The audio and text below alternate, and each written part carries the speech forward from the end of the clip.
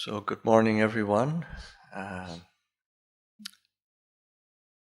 Again, this is a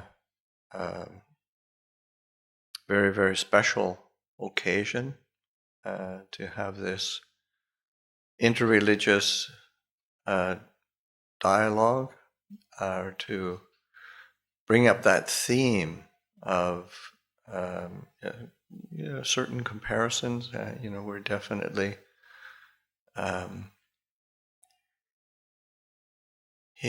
India, of course, is a place of interreligious dialogue. Uh, it's it's just a land of so many religious traditions and just has a rich religious and spiritual history. So to be able to reflect on these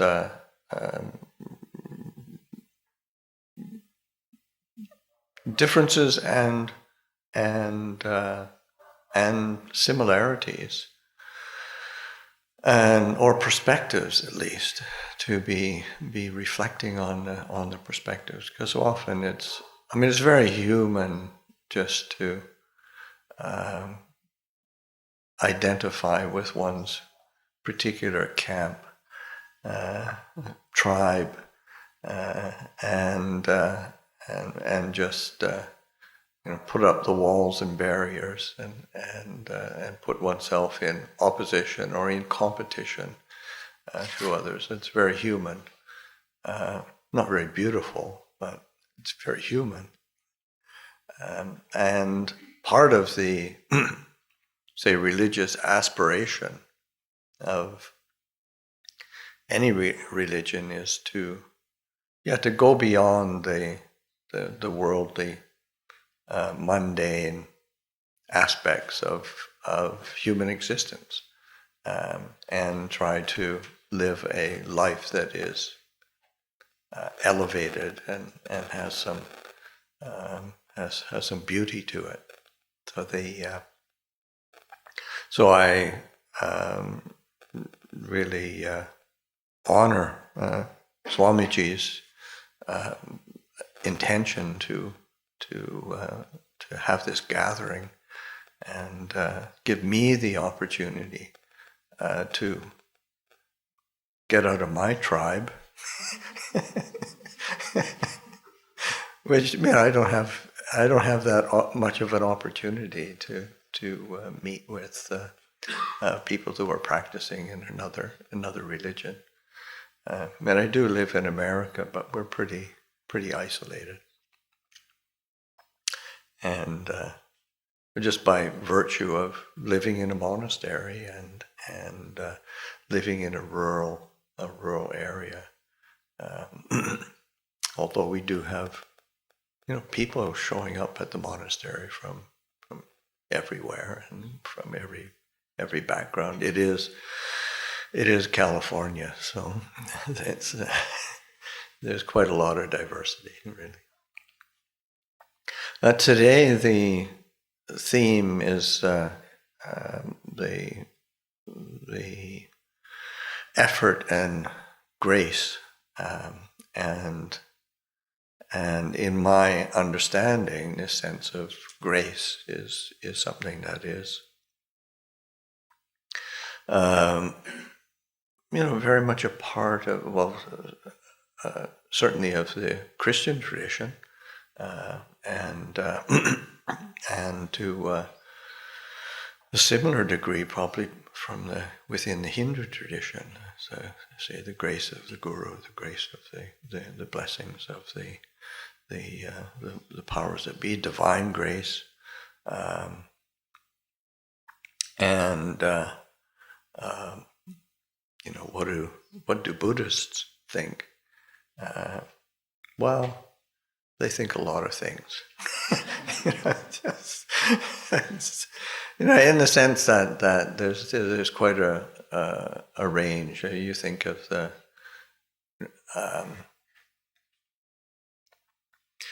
because there is a kind of almost like especially modern Buddhism it's almost Protestant. it's, it's, it's pretty bland sometimes, and in a traditional culture, you've got whole ranges of practices and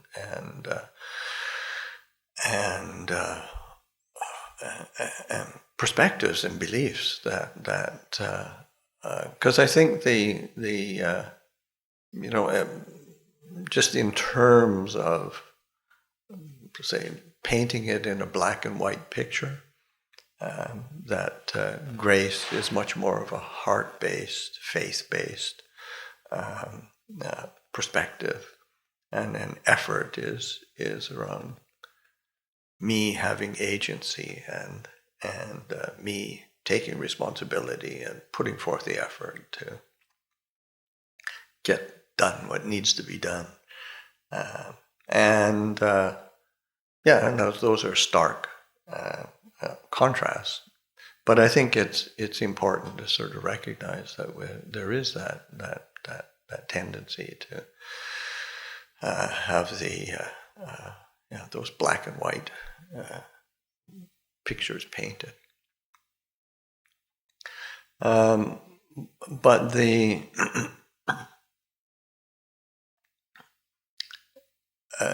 but Buddhism in practice, really does. Of course, it tends more to the effort, and certainly the Buddha himself, when he described his own teaching, and of course he described it in different ways, but one of the ways that he did in his time, he described it as in the scriptural language, aviryavada. So it is a teaching on effort. So that because there were teachings at the time of the Buddha that were this sense that there is no fruits to effort. The main thing to do is just sort of completely acquiesce to the reality of the world around somehow. And the Buddha is saying, no, there is effort, and it is. But when the Buddha speaks of effort, it's important to look at how he describes it. And of course, I think the most fundamental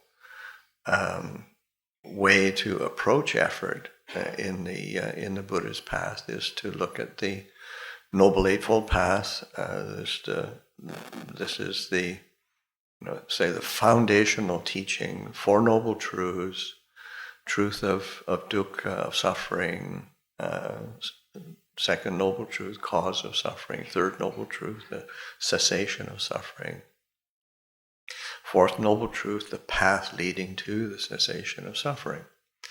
And in that path is the Eightfold Path, with perspectives, wisdom perspectives, and then practice perspectives. And one of the aspects of the Eightfold Path is right effort. And so when the Buddha says this is a path of effort, and then there is right effort to be made, so often, how do you measure right effort? And usually it usually comes from our own kind of perspective of how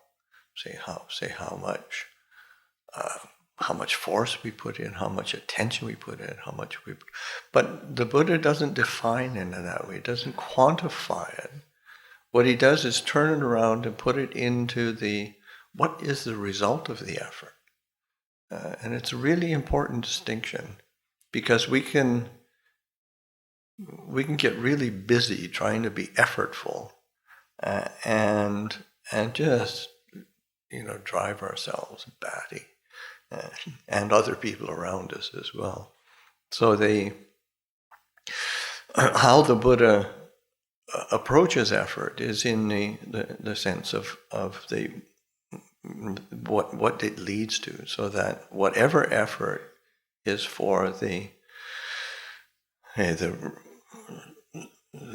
preventing of unwholesome qualities of being from arising, well, that's right effort.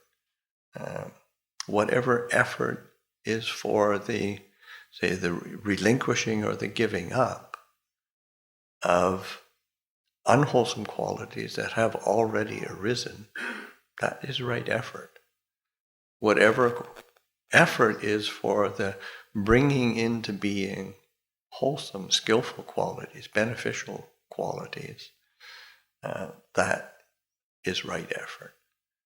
Or whatever effort is for the maintaining of wholesome qualities, beneficial qualities that have arisen already, maintaining them is right effort. So it's much more about an internal qualities as opposed to how busy you look, or how tired you've got putting forth effort. And so it's and also when we speak of effort,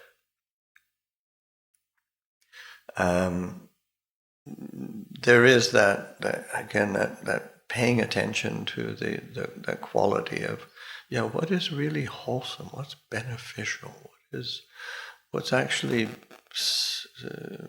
uplifting. Because when we speak of a wholesome quality, and it is a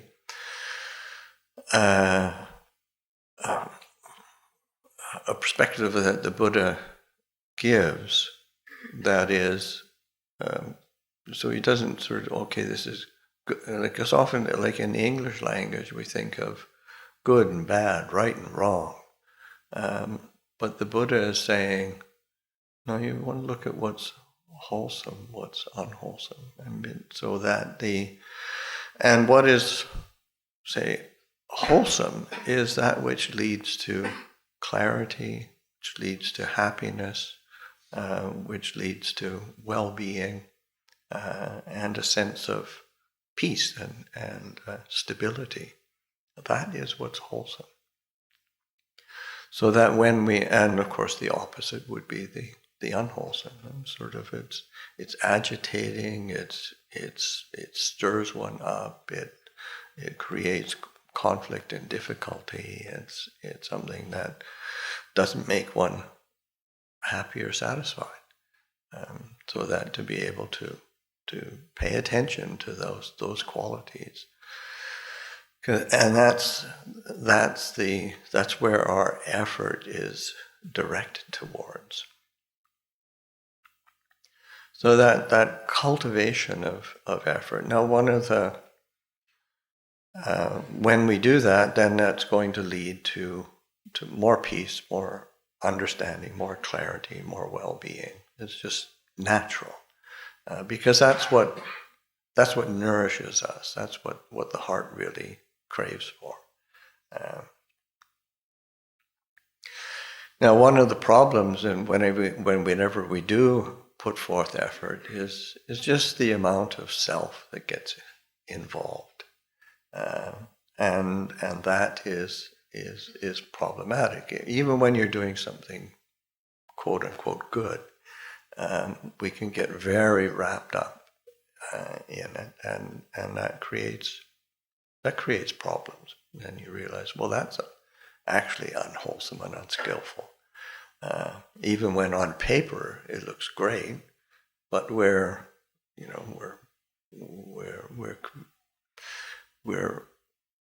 there's so much selfing involved, it just becomes really problematic. So in the Buddha's path,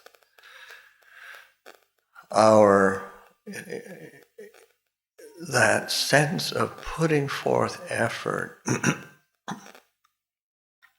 is is based on the cultivation, development, accumulation of really wholesome, skillful, good qualities. It's like before the teaching began, the venerable monks from the Mahabodhi Society, they did several chants, but the main chant was and the purpose of it was the chant on the Mangala Sutta, one discourse that the Buddha gave on what brings the highest blessings, and then you start sort of getting into the aspect of grace. Where do blessings come from? Because everybody wants blessings, and this discourse, the Buddha was asked, what everybody's got different opinions and views about what are the highest blessings, and what are the highest blessings. And the Buddha gave a discourse, and just I think it's about 38 qualities that one has to put forth effort into creating and maintaining and developing, that lead to blessings. And one is blessed when one pays attention to these qualities. And so this discourse is highly regarded in the Theravada school. And also even in like I've attended several teachings of teaching sessions that His Holiness the Dalai Lama has given, and if there are Theravada monks in the audience or as guests, then he will always invite them to do before he begins teaching, it's as a blessing for the teachings, he will ask them to recite the Mangala Sutta, and so this recitation of blessings. He said it's really important discourse. And I remember one time I'd been to a few teachings and went to one, and we had just recently done a translation into English, and I asked through the translator, through the attendants, would it be okay if we chanted it in English? Thinking that people will understand it better, what these blessings are. And I thought it was a very practical idea. And His Holiness got back and said, no, you want to preserve the original language that the Buddha gave it in. You can study all of that after, but you want to know what the heart of it is, or what the Buddha himself said. So it's an interesting perspective as well, and that in itself is a blessing. Because language meanders and wanders and has different meanings over time. Or even just the word grace. I mean, good grief. I mean, you want to get complicated, or effort in itself. So that's hard. So that just having these teachings to refer, they're a reference point that you come back to. So that so it is a discourse that's worthy of paying attention to and reflecting on and seeing this. So one is thinking of, well, what brings blessings and what brings grace into one's life, and then these. And it's very, much of it is very, very short, pithy. It's just, either a short phrase or even a one word. and the very first one is in itself really important. It's in the Asevana Balana. Do not associate with fools. That's a blessing. And the second one is associate with the wise. That is a blessing. And so that pay attention to who you hang out with, because it affects you. And when you're thinking of, and then again, that is an effort that one is making. One is making choices. You want to pay attention to the choices you make. And that's something that, say, in the Buddhist path, you're always making choices, and you've got to pay attention to making skillful choices that lead to happiness and to well-being, peace, and understanding. And each thing that one does. And then a certain sense of blessings and grace arise from that. So that the one is looked after and protected by the goodness that one creates, and that in the scriptural language, there's a term called punya.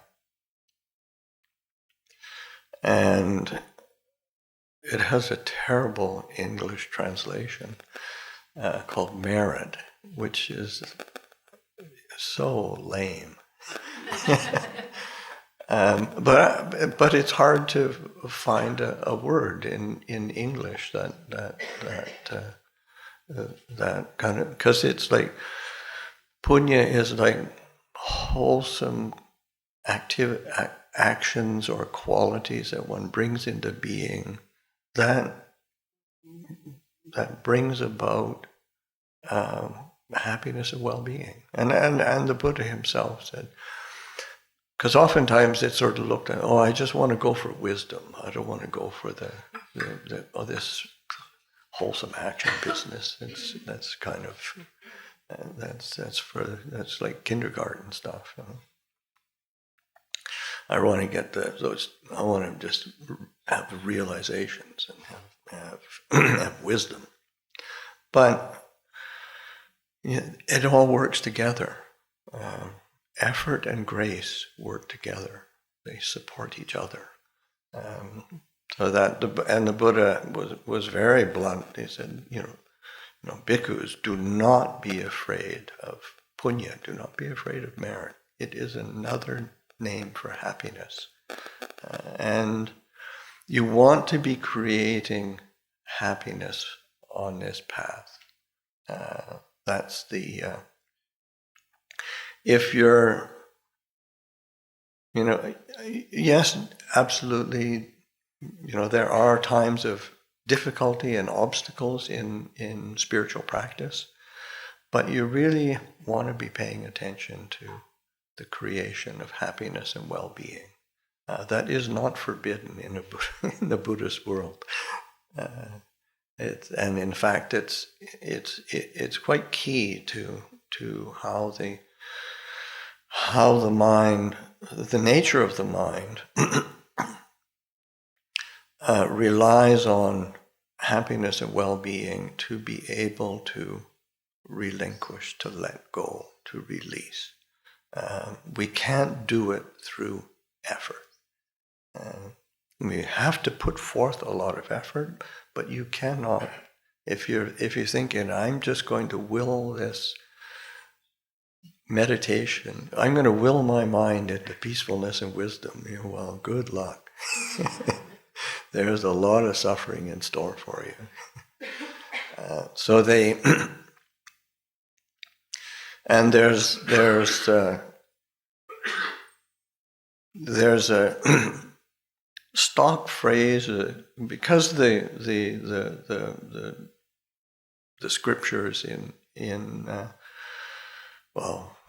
all Indian traditions really, but certainly the Buddhist tradition these are oral traditions, so that there's a lot of stock phrases and in the teachings, so that there's a set of teachings that the Buddha that gives that come up over and over again on the development of the mind and the development of meditation, development of insight. And there's different causes, different causal conditions that are set in place, and because of that, there's say the arising of delight and happiness, well-being, tranquility, bliss even. And and the Buddha goes through these conditions, and then at one point there is the say with the arising of happiness, say with happiness as a condition, there's the arising of samadhi, or of meditative stillness. And so often, and then the Buddha stops, and there's many discourses where the Buddha actually stops and reiterates the point that the happy mind is easily concentrated, is easily settled. And it's a really important point, because, and I don't know about anybody else, but I spent years putting a lot of effort in thinking, when I get my samadhi together, I'm going to be happy. And I'm sure that there's a lot of people who have the same feeling. So that we go about it backwards. And so that you have to pay attention to the foundations of happiness and well-being with wisdom wisdom and discernment as a basis. It's not happiness and well-being just out of gratification of desire or fulfilling one's wishes sort of thing. It's more, what is truly wholesome, what is truly beneficial, what's truly skillful, what is in line with truth. And the natural result is happiness and well-being. And it's those that allowing of the mind, of the heart to settle, that opens it up for seeing truth. And that's actually in those that stock phrases, the next, I say, with samadhi, with meditative stillness as the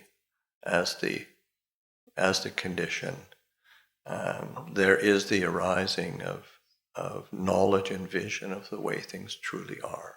Yatha bhuta jnanadasanam.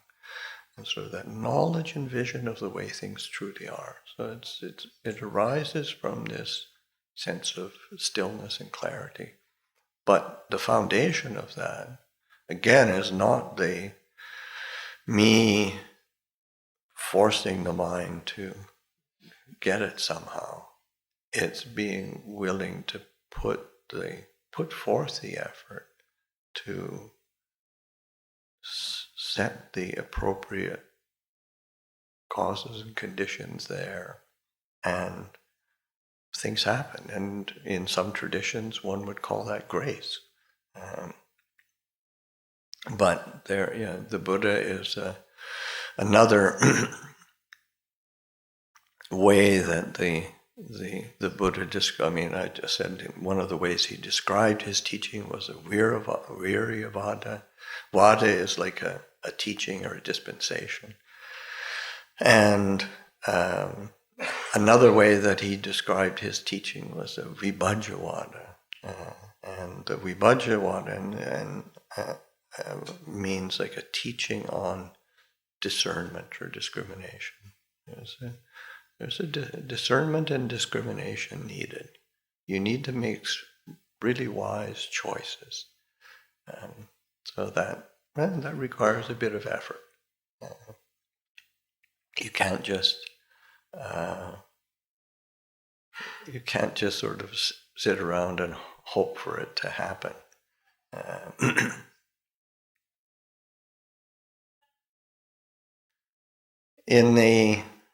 As we reflect on that, of course, one of the big problems with effort and say in grace and is that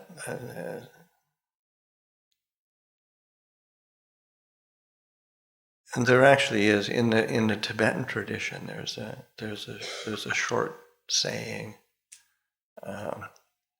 There's a spark. A spark of merit is worth more than a mountain of effort, which is an important perspective on this. You realize that creation of blessings and paying attention to and in the Theravada teachings, say one of the qualities that's given a lot of attention is quality is something called parami. Paramitas in the Sanskrit tradition. And in the Pali there's 10 paramis, and there's generosity and virtue and renunciation and effort and resolution and loving kindness and equanimity, say a whole range of patience, and that these accumulation of these qualities is probably what is akin to grace. As one accumulates parami, these are like spiritual quality, and the word itself, parami, it elicits a crossing over. What are the qualities that facilitate a crossing over from confusion to peace, crossing over from suffering to happiness, crossing over from delusion to wisdom? It facilitates this crossing over, so that putting forth of effort to a accumulation of these qualities facilitates a sense of grace. And so being interested and paying attention to the results of effort. There's in the Buddhist scriptures, there's one collection in the Tripitaka. They go into different collections, and in the collection of the connected discourses, the Samyutta Nikaya, the very first discourse is a question that is asked of the Buddha, and how did you cross the flood? And in that, the Buddhist imagery, crossing the flood is crossing the flood of samsara, of the world, of suffering, the world of suffering. How does one cross that world of suffering? How does it cross that sea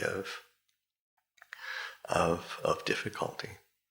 And the Buddha answers very, very pithily. He said, I crossed the flood without moving forward, without standing still.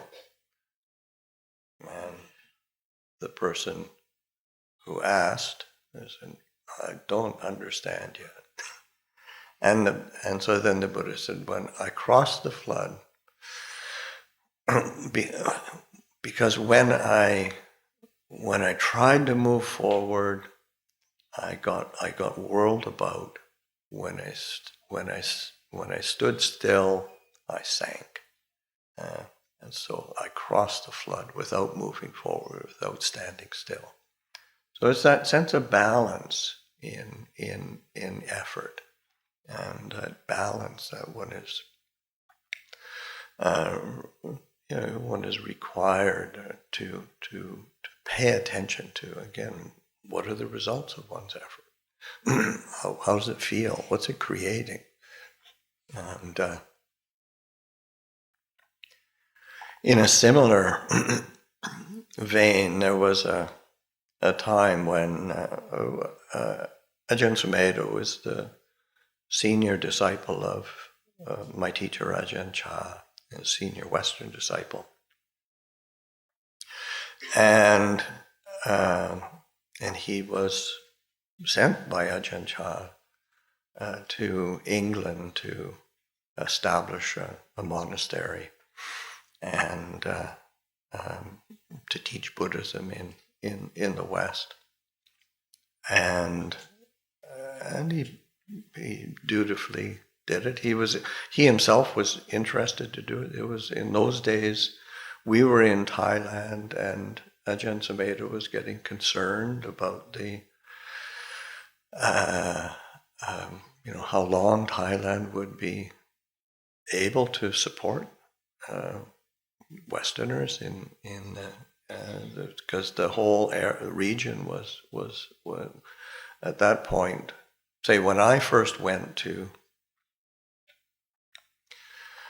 Ajahn Chah's monastery, where it is actually right, very, very close to the border of Cambodia and Laos, and there was a fighter bomber base there with about 5,000 American Air Force personnel, and so fighter bombers flying over peaceful monasteries during the years of the Vietnam War, and then Vietnam and Laos and Cambodia all fell to the communists, and Ajahn Sumedho was rightly concerned and thinking we should have a backup plan.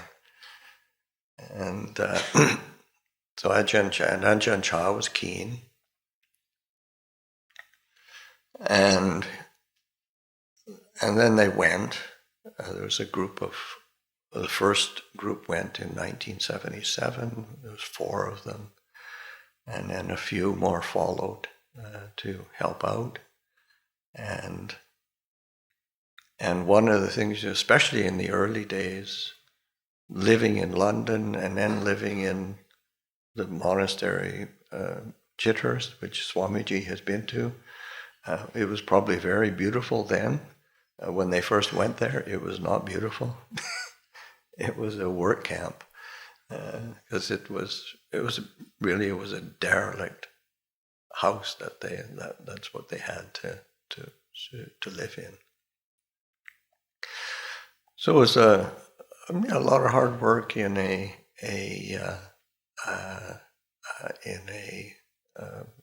unfamiliar culture, and on the reality is it went incredibly well, but it wasn't easy. And Ajahn Sumedho was experiencing some difficulties, and Ajahn Chah sent a letter to him of encouragement. And it's like 2 or 3 sentences, but it's something that's resonated with Ajahn Sumedho at that time, and still does. But he said, Sumedho, whenever you have feelings of love or hate for anything whatsoever, these will be your aids and partners in cultivating parami, these wholesome qualities. He said the Dhamma of the Lord Buddha is not found by moving forward, it's not found moving backwards, it's not found by moving, standing still. This, Sumedho, is your place of non-abiding.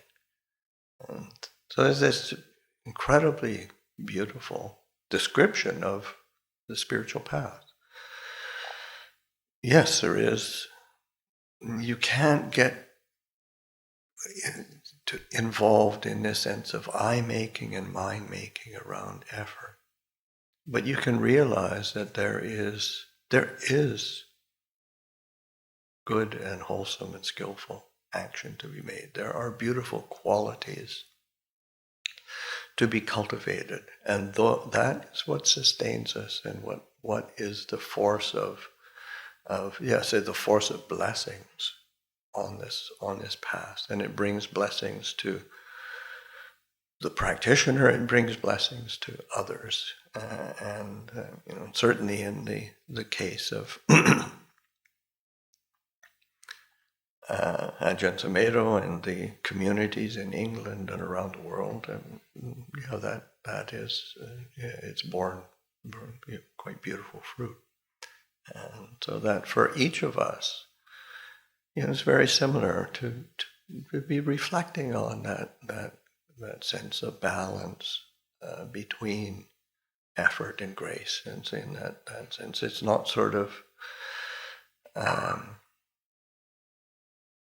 you can't sort of can't wait for things to come to you. You have to put forth effort. I remember, actually, it's something that I came across when I was, it's a cartoon in a New Yorker magazine that it really struck me. As I was embarking on my own spiritual path and trying to figure out what I should be doing. But anyway, it's a cartoon with two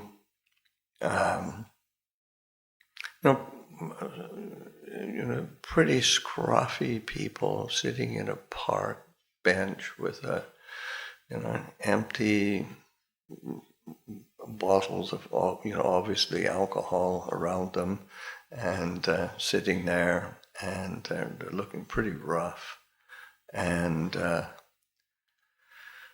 one of them says to the other, "Let's face it, Sid, not having been born great, nor having realized greatness, one can only assume we'll have it thrust upon us." It's exactly how it doesn't work. You have to pay attention to the effort that you put. The quality of effort that you put is extremely important. So I'll offer that for reflection this morning.